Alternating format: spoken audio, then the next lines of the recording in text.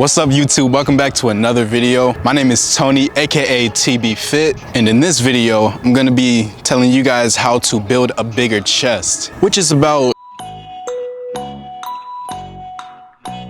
95.43% of men's favorite region to work out. What's the first, you ask? Arms, of course. So as I said before, in this video I'm going to be showing you guys how you can build a bigger chest by showing you guys a few exercises. Also, I want to explain the chest muscle a little bit just so you guys have an understanding, of how it works, and maybe in the future you can come up with your own chest workout. I take pride in learning about the anatomy of a body so I can give you guys useful information, unlike others who give you copy-pasted or mostly valid information that might hurt you. Not gonna say any names, but you should look up Every Damn Day Fitness on YouTube. Pretty funny guy. So the chest muscle, or the chest muscles, there are actually two types of a chest muscle, and they're called the pectoralis major and the pectoralis minor. Let's talk about the pectoralis major a little bit. So this muscle is a really large muscle that comes from here to here. Let me break this down a little bit. There are two regions of the pectoralis major muscle, and they're called sternocostal head and clavicular head. Now the reason that they're called this is because the sternocostal head comes from here and inserts over here. And when I mean the sternocostal head actually originates from the sternum, which is the bone right in the middle of your chest. You can actually knock on mine. Hello, is anyone there? Now, the clavicular head does not originate from the same place. If anybody knows a little bit about the bones, they know that there's a bone called the clavicle, which lies right here. You can actually grab onto it. You can see mine right here. So it attaches at the beginning of the clavicle and inserts over here, the same place where the sternocostal head inserts. And they both insert on an outside groove on your humerus, which is that bone in your upper arm, if you didn't know. Now, back in the days when I didn't really understand muscles like that, I thought to myself, like, how is it possible that they insert over here if the deltoid is right there as well? The deltoid actually lies over the insertion point of both of your pec major muscles. Now, your pec minor muscle is something that actually, whoa, what is that? It's actually connected to three ribs of yours and comes all the way up and inserts on the carotid process of your scapula. This wind is so strong.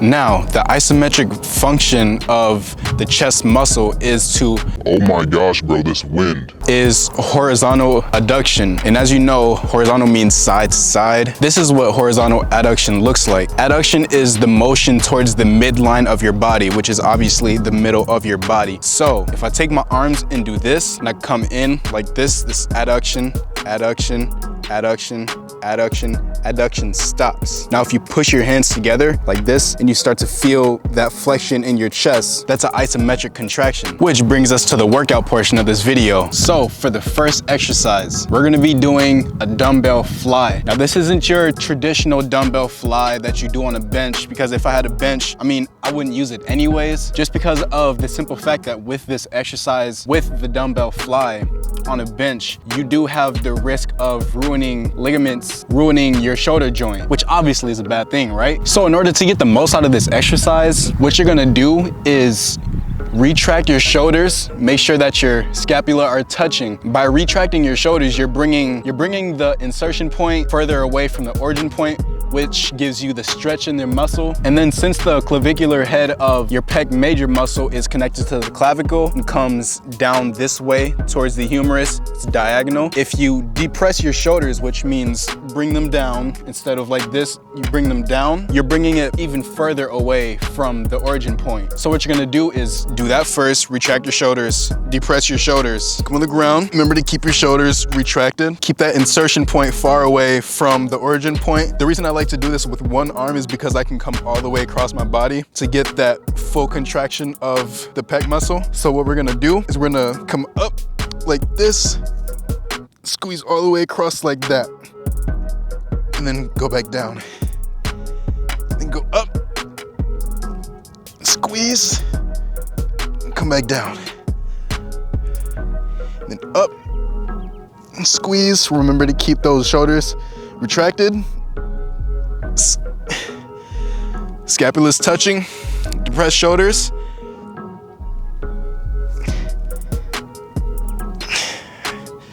Four, 5, Now, I'm not here to do a whole workout with y'all, but with this exercise, I would say do about 3 sets of 10 on each arm. Now, for this next exercise, I brought my pull-up bar with me. I believe I got it from Walmart, and I'm gonna show you guys why I brought it with me. So for this next exercise is a push-up, but it's not your traditional push-up. Remember when I told you guys about the stretch of the pec major muscle, bringing the insertion point as far away from the origin point as possible without hurting yourself, of course? Well, this exercise helps you do that. And you don't have to do it with a pull-up bar. I've seen Athlete X do it with dumbbells, or if you have any handles to a chair, just any handles that has your hands elevated from the floor higher than your chest can be. And I'll show you what I mean by this. So I'm gonna do about 8 of these just to show you guys how it works. So what you're gonna do, and the reason I like this as well is that it's easier on my wrists, because with a regular push-up, your hands are like this, but with this, your wrists are straight. So let's get into it. As we come down, as you can see, our chest can go further than our hands. We're getting that full extension, that stretch in the chest, because we're bringing the insertion point as far away from the origin point as possible. And then you press right back up.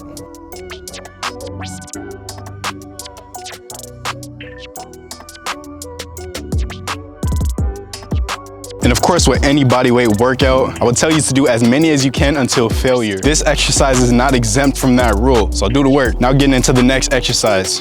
What are you gonna need? 2 Tupperware lids. I chose Sweet Martha today. So you can either do this on your knees, or if you have the actual stabilization and strength to do it, you can do it straight up like I'm about to do it. Let me just get into the workout. So what these allow you to do, which is gonna be a little tough on turf, is to slide. If you're on carpet, use these Tupperware lids. But if you're on wood floor, I would say use like a sock or a rag or something that's cloth that'll help you move. So this is the knee variation of the exercise. What you're gonna do is you're gonna slide with one arm and push down. And then as you're coming up, you're gonna squeeze together. You're gonna squeeze your pecs and bring your hands back together. Now the other side.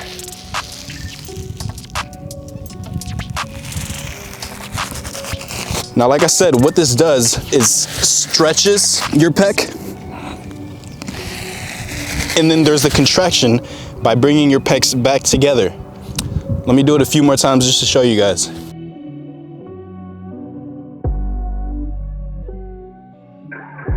Not to mention, it's an amazing way to practice doing one-handed push-ups. So that's gonna be the end of the video. I hope you guys found this chest exercise useful and that you're gonna use it for yourself, because I truly do love to help you guys out. Say any good comments, bad comments down in the comment section. Or if you wanna see another body part exercise, let me know down below. Remember to drop a like and hit that subscribe button. Hopefully I catch y'all in the next video. I better catch y'all in the next video. Till then, I'm out. Much love, fam.